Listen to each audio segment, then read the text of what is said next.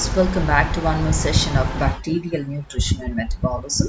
In the previous sessions, we had mentioned about the different glycolytic cycles which happen in the bacteria, and we saw that as a common, the substrate called the pyruvate is being formed as a result of glycolysis. Now, regardless of whichever type of glycolytic pathway a bacteria use, the pyruvate which is being formed will be getting converted into uh, what? Acetyl coenzyme A by a process of decarboxylation. That is, from pyruvate, carbon dioxide is being removed and simultaneously NAD plus is converted into NADH2 by a process of decarboxylation. And this acetyl coenzyme A, which has been formed as a result of the decarboxylation of pyruvate, will further enter into the Krebs cycle. So what happens is when acetyl coenzyme A is first in fact converted into the citrate, and citrate is further converted into what? Isocitric acid. Here, when acetyl coenzyme A is converted into citric acid, the release of coenzyme A molecule will happen and citrate will undergo rearrangement to form the isocitric acid. These two stages are a 6-carbon stage. And after that, the decarboxylation of isocitric acid or the removal of carbon dioxide results in the formation of a 5-carbon stage called the alpha ketoglutarate. And simultaneous production of NADH2 also happens, and alpha ketoglutarate will be further converted into succinyl coenzyme A, which is a 4-carbon stage where one more carbon dioxide is also being removed and NADH2 is also being released, and of course coenzyme A is also being utilized over here. So you get a succinyl coenzyme A when alpha ketoglutarate is being converted into succinyl coenzyme A.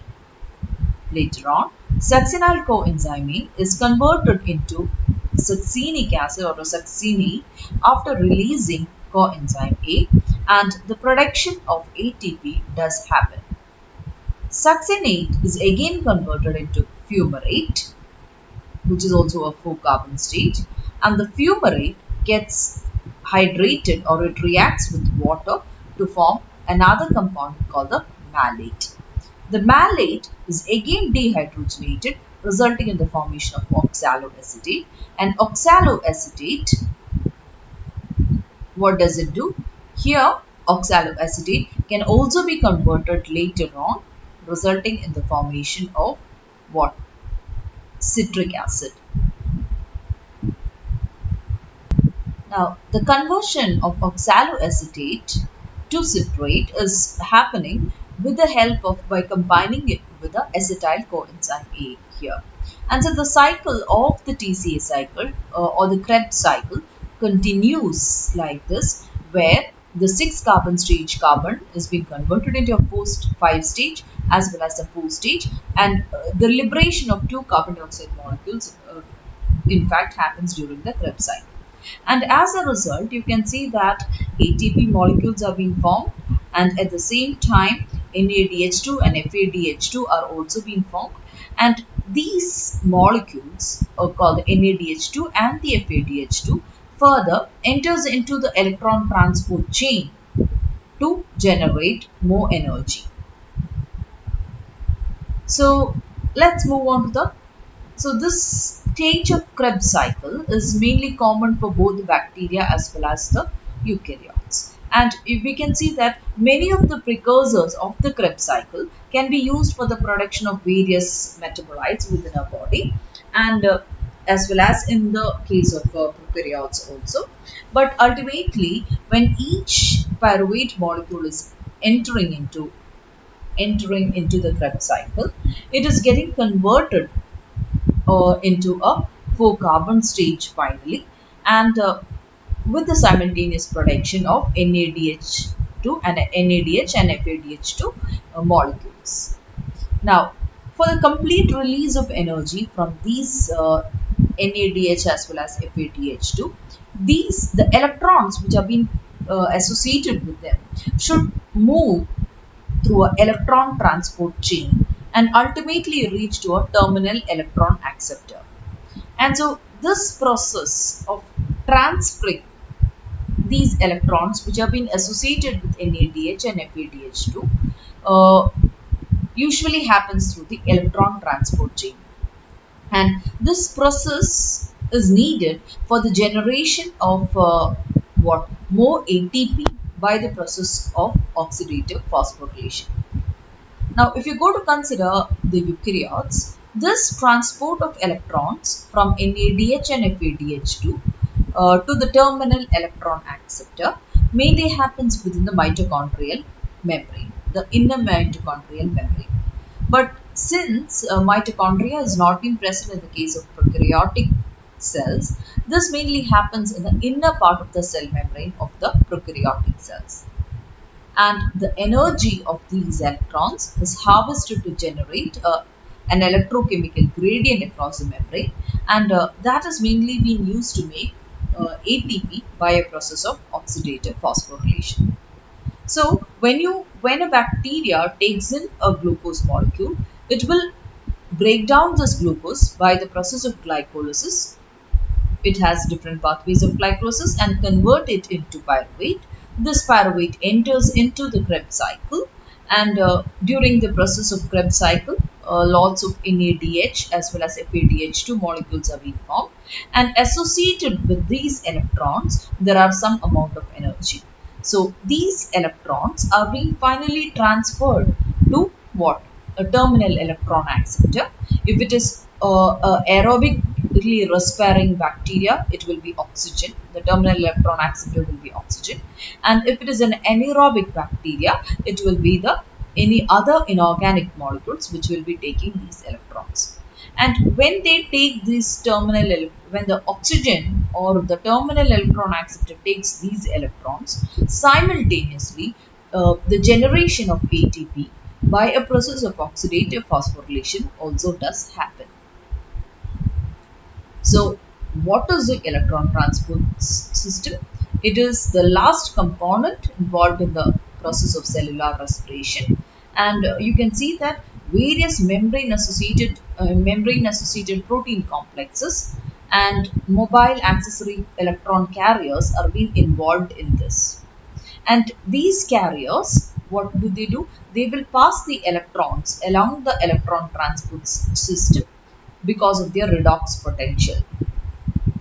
Now, if you go to consider a protein or a chemical to accept electrons, it must have a positive redox potential than the electron donor.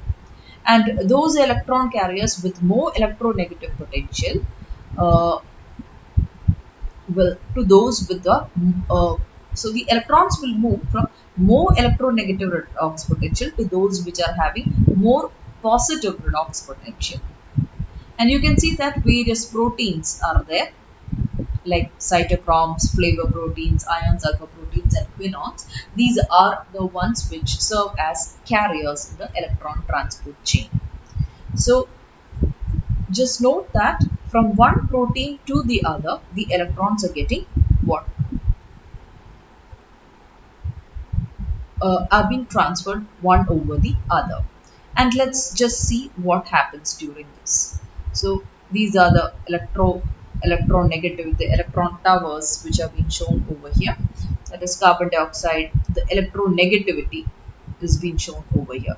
So the electrons will move from electronegative compounds to more electropositive compounds. So you can see from carbon dioxide, you can just go through it.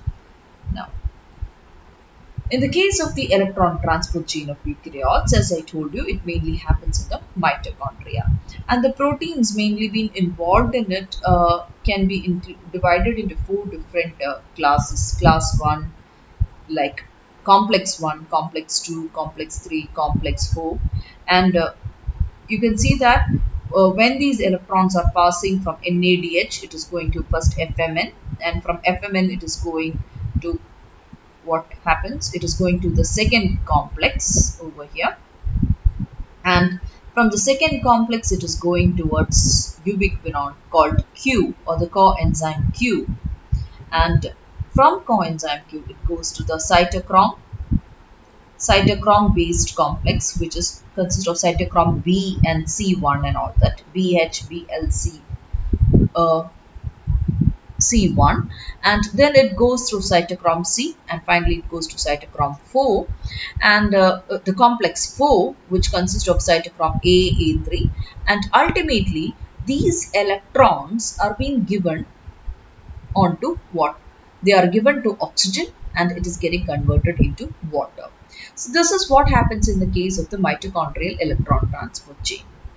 And you can see that as the electrons are moving, some protons are also getting pumped across the mitochondrial membrane to its space. And what happens is there is another protein which is pumping this 3H plus inside, and ATP synthesis is also happening. So I'll talk about the significance of these protons and ATP synthesis later. Just look about these proteins. Now, in the case of eukaryotes, we have these proteins, but in the case of prokaryotes, the proteins will be found to be a little bit different. The schematic representation has been shown over here, where the protons as well as the electrons are being passed across the electron transport chain. So do remember, you have NADH is converted into NAD plus, and 2 electrons are being liberated over here. It has been given to FMN, and from FMN it is given to ubiquinone, or the coenzyme Q, and from there it has been passed through cytochrome B and C1, and it is passed on to cytochrome C. Okay, and from cytochrome C it is passed through cytochrome A, A3, and finally these electrons are given to oxygen, and oxygen is getting converted into water. So this is the process of a schematic bacterial electronic transport chain, and you can see at the same time protons are getting what? Pumped outside of the membrane also. That also does happen.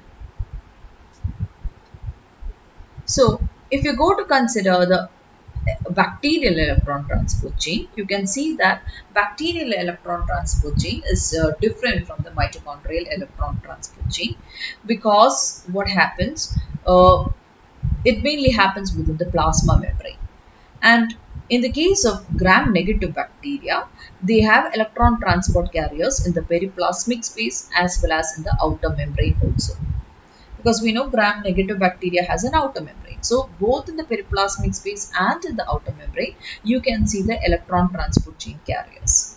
And bacterial and archaeal ETCs can be composed of different electron carriers, and sometimes it might be branched. And it is considered to be shorter, resulting in less amount of energy compared to that of a mitochondrial electron transport chain. Though I showed you a schematic representation over here, not all bacteria will have all these components. There will be different variations in different bacteria when you consider the bacterial electron transport chain. And so what happens? Some of them will be shorter and less energy will only be produced. And although the microbial ETCs differ in details of the construction, you can see that they also follow the same principles as the mitochondrial ETC. And as I told you, some of the elements are missing in certain bacteria. So now the members of Enterobacteriaceae family, like E. coli, is a part of the Enterobacteriaceae family. They do not have the cytochrome C oxidase. Instead, they have another enzyme called the terminal cytochrome BO3 oxidase. So that is a variation in the electron transport chain of some bacteria. Some others will have other variations. And you can also see that in some cases, some bacteria, they are the ones which can't live even in the absence of oxygen. And they can be able to utilize nitrate, nitrite, etc. Or even some these could be used as a terminal electron acceptors. So in anaerobic organisms or the microbes which can do anaerobiosis, these electrons are finally given to nitrate or nitrate based upon what they can use, and the liberation of nitrogen gas can happen, or it could be any other inorganic substance also. And we can also see that even though E. coli is being found to be an aerobic organism, when the oxygen levels are depleted, it can also utilize nitrite as a terminal electron acceptor. So that's what we have to say about the electron transport chain. The members can be varied. Now, let me just show you this picture once more. You can see that when the electrons are being transferred through all these, some protons are also getting transferred to the outside of the cell. This is the same thing what is happening in a bacterial electron transport chain as well as in a mitochondrial eukaryotic transport chain, electron transport chain. And so what happens is when these electrons are passed and through the membrane etc, protons are getting pumped out, and across the membrane what would happen, there would be a difference in the proton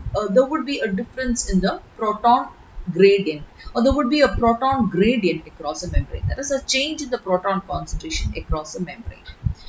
So what will happen here, there would be more of 2H plus, and inside the membrane or in the periplasmic space, what would happen, the protons would be less. So this would result in the formation of a proton motive force. A proton motive force is nothing but in fact it's just a difference in the proton gradient, or an electrochemical gradient is being formed. That is called a proton motive force. Okay, PMF, that's it. PMF, that's what we call as proton motive force. And as a result, what happens,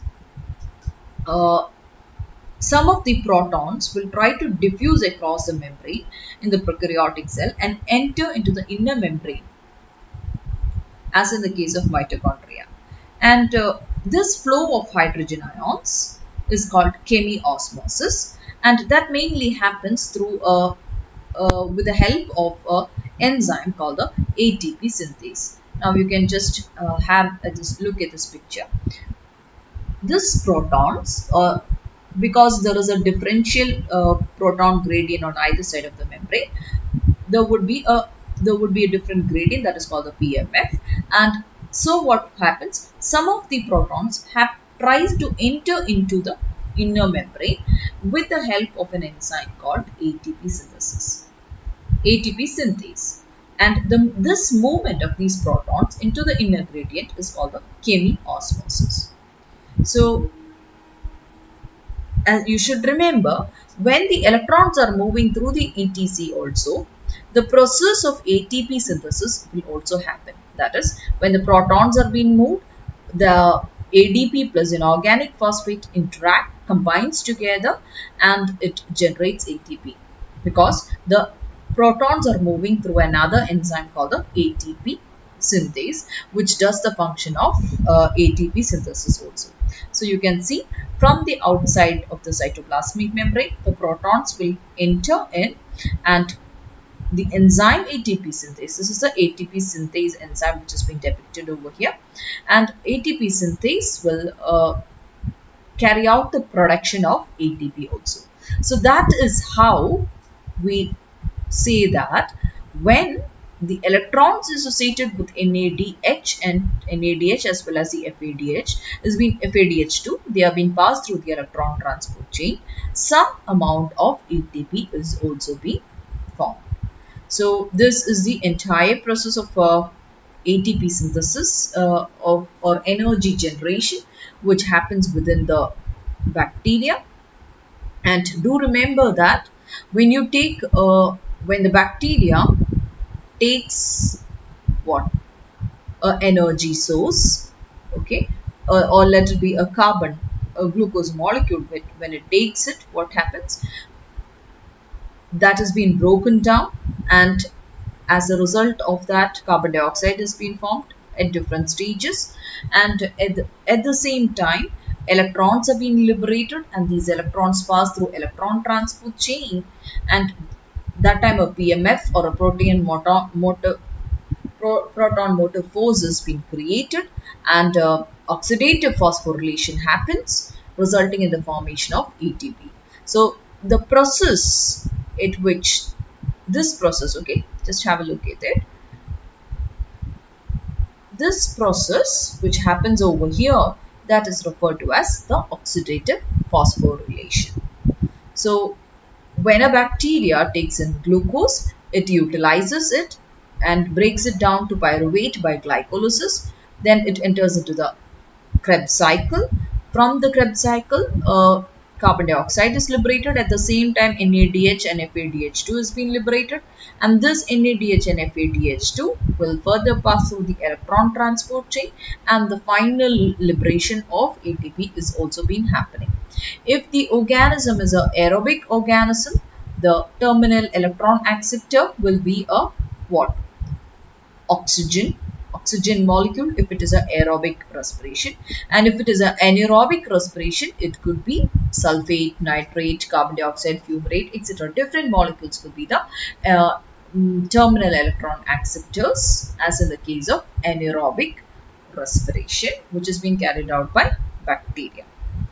So I hope you got an idea about how bacteria gets energy after taking up one glucose molecule. So with this, we come to an end of the session. Thank you for now.